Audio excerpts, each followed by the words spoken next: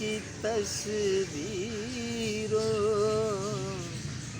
तुम्हें वतन की हवाएं सलाम कहती हैं, है राहे हक के शहीद।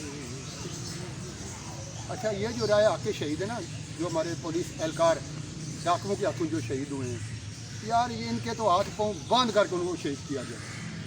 हाथ पाँव बांध कर मुराद ये थी कि वो कीचड़ थी, दलदल थी, वहाँ पे इनकी गाड़ियाँ फंस गई और एक पुलिस एहलकार जो कांस्टेबल था उसकी उसी रात ना एक वीडियो कॉल की अपने घर वालों को या किसी दोस्त को, कहता है यार जिस जगह इस वक्त मैं मौजूद हूँ ना, वहाँ तक दिन को भी लोग नहीं आते, लगता है ये मेरी ज़िंदगी की आखिरी रात। उसके बाद मैं शहीद हो जाऊँगा।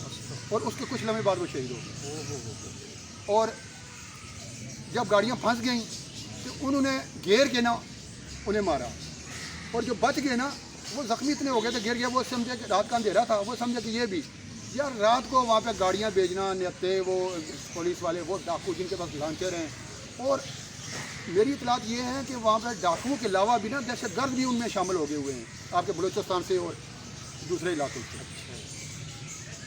और अब उसके रिएक्शन में हम क्या कर रहे हैं? असल में सवाल ही ये है मिर्ज़ा साहब कि जो शहीद हो गए वो तो अल्लाह का माल था, अल्लाह के पास पहुंच गए, लेकिन अब 24 घंटों से ज़ायद वक्त गुजर चुका है। पंजाब पुलिस ने या इंतज़ामिया ने हुकूमत ने क्या किया है? वो जवाबी कार्रवाई क्या हुई? जवाबी कार्रवाई ये हुई थी कि जब कल हमने ये प्रोग्राम अपलोड किया था ना, अपलोड अभी हुआ नहीं था, तो यहाँ से लाहौर से भी पूरे पंजाब से भी पुलिस ने वहाँ पे उनको घेर लिया था। ठीक है। और आईजी पंजाब कल से वहीं पे ही रहेंगे, अरफानी पहुँचे हुए हैं। आज आपकी वज़ीर आला पंजाब भी वहाँ पे पहुँच रही हैं। ड्रोन का इस्तेमाल किया जाए, हेलीकॉप्टर के ज़रिए फ़िज़ाई निगरानी शुरू कर दी गई है। वो जो मरकज़ी किरदार था ना जिसने ये हमला किया था, वो कल ही मारा गया था, उसके 3-4 साथी और भी मारे गए हैं। लेकिन अब ये चाहते हैं कि अब जो सफाया कर दें। ठीक है, बेशक सफाया होना चाहिए। नाजरीन, आप जानते हैं प्रोग्राम हमारा एबीज डायलॉग है और चैनल है बेनकाब न्यूज़। गुफ्तगू आज एक तो कल जो शहदा पुलिस के जो जिन पर रॉकेट फायर किया था डाकुओं ने, और बाद फायरिंग भी की गई, और इस तरह से 11 हमारे फौजी पुलिस के जवान पंजाब पुलिस के वो शहीद हुए थे, और चंद एक जो है वो ज़ख्मी भी हुए। और रात की तारीकी की वजह से डाकुओं ने समझा कि तमाम ही मारे गए हैं और वो वहाँ से चले गए, वरना ये टोल बढ़ सकता था। लेकिन ये हमारे महाफिज हैं। अल्लाह पाक हर जवान की, वो चाहे सरहदों के अंदर चाहे सरहदों के बाहर, वतन की हिफाजत कर रहा है, हम वतनों की हिफाजत कर रहा है। परवरदिगार उन सबको अपनी अमान में रखे। मेरे पाकिस्तान में अमन व अमान का बोलबाला हो। ये नफ़रतें, ये बारूद, ये असलहे का खेल ये बंद हो जाए। ये सरहदों पे ही अच्छा लगता है।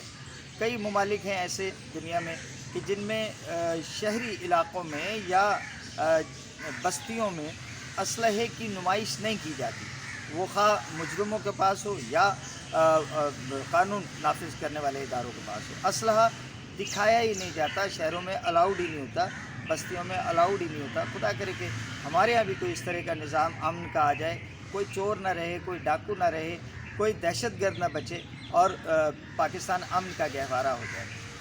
मिर्ज़ा साहब, एक तो ये आपने जो है इहाता किया इसका पूरा, इसका क्या अब हुकूमत के पास क्या प्लान है कोई और इस हवाले से, वरना मैं अपने दूसरे टॉपिक पे चलूँ। असल में ये जो अंदरूनी दुश्मन है ना हमारे, इनसे निपटना बहुत ज़रूरी है और शफाफ तरीके से निपटना ज़रूरी है। बैरूनी दुश्मन तो आपके हैं ही, आप मशरक़ी बार्डर देख लें, आप मगरबी बार्डर देख लें, वो तो अब आपके ख़िलाफ़ कुछ कर ही नहीं रहे, उन्हें आप करने की ज़रूरत ही नहीं पड़ रही। आपके जो अंदरूनी दुश्मन है पहले इनसे तो निपटें, यही कच्चे के जो डाकू हैं।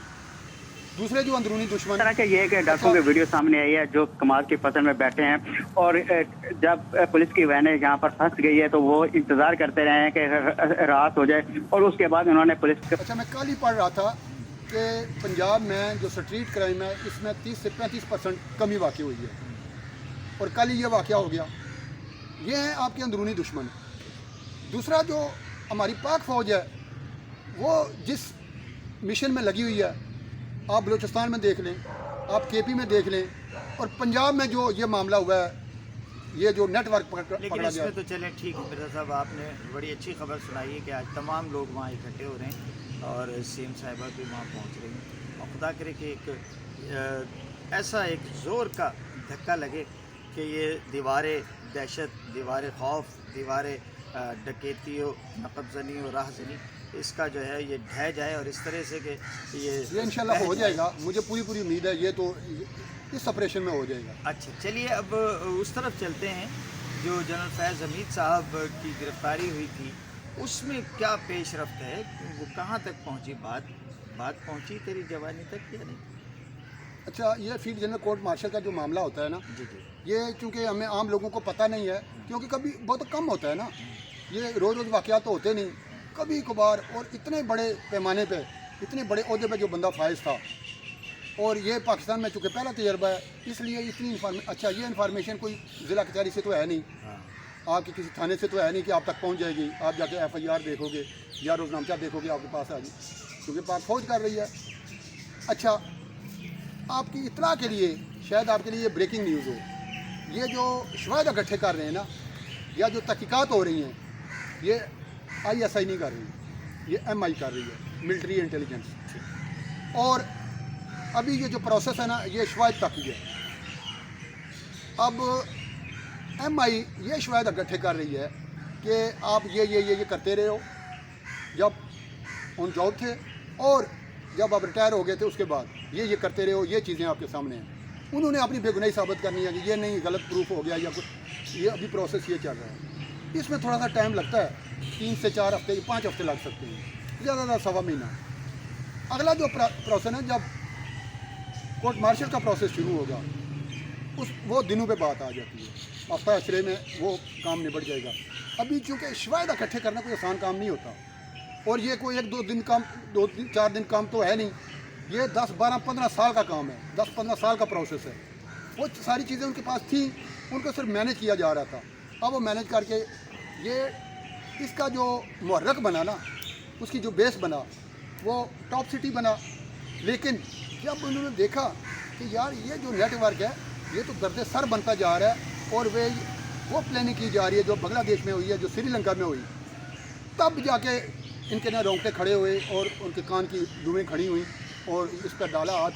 اب جو شواہد سامنے آ رہے ہیں نا، اور یہ جو آپ نے ایک پروگرام کیا تھا تاش کے 52 پتے، یہ لوگوں کے فہرستیں بھی سامنے آتی چلی جا رہی ہیں. ٹھیک ہے، تو مزید کچھ آپ کہنا چاہیں گے یا اجازت دی جائے؟ ہم نے تو بس کہنا ہی ہے، کرنا تو انہوں نے ہی ہے، جو وہ کر رہے ہیں وہ ملک و قوم کے لیے بہت بہتر کر رہے ہیں.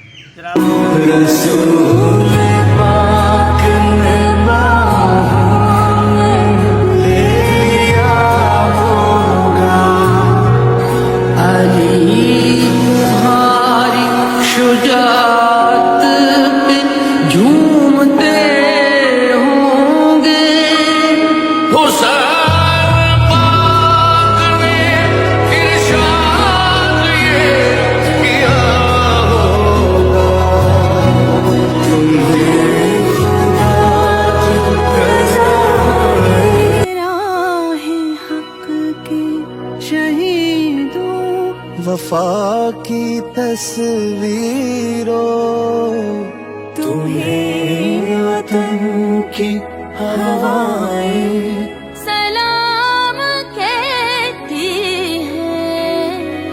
اے راہ حق کے شہیدوں، اللہ